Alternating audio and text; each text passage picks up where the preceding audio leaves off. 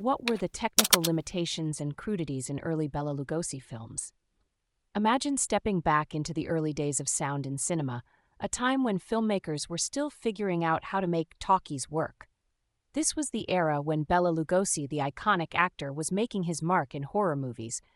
But what were some of the technical challenges they faced back then? One of the biggest issues was the newness of sound technology. Directors like Todd Browning, who had a background in silent films, found it tricky to adapt to the demands of sound production. For example, in the 1931 film Dracula, there are long periods of silence without any musical score, which might feel strange to modern audiences. This was partly because Browning was more comfortable with visual effects from his silent film days, and sound was still a relatively new and awkward technology. Another limitation was the lack of equipped theaters. Many theaters at that time were not yet set up to play sound movies, so films like Dracula had to be released in both sound and silent versions, with inner titles for the silent version. This dual release was necessary to ensure the film could be shown everywhere. The filming process itself was also quite challenging. For Dracula, the English and Spanish versions were filmed simultaneously, using the same sets but different casts. However, the Spanish version, directed by George Melford, had the advantage of viewing the dailies from the English version and making technical improvements on the fly. Despite this, both versions had their share of technical crudities, such as abrupt cuts between scenes and less than smooth camera movements. The special effects were another area where limitations were evident.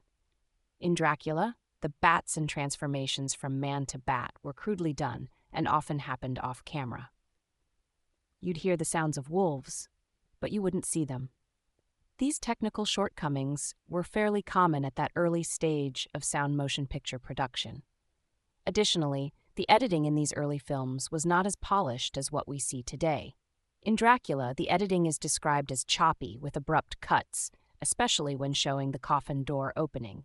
These abrupt transitions were partly due to the technical difficulties of the time.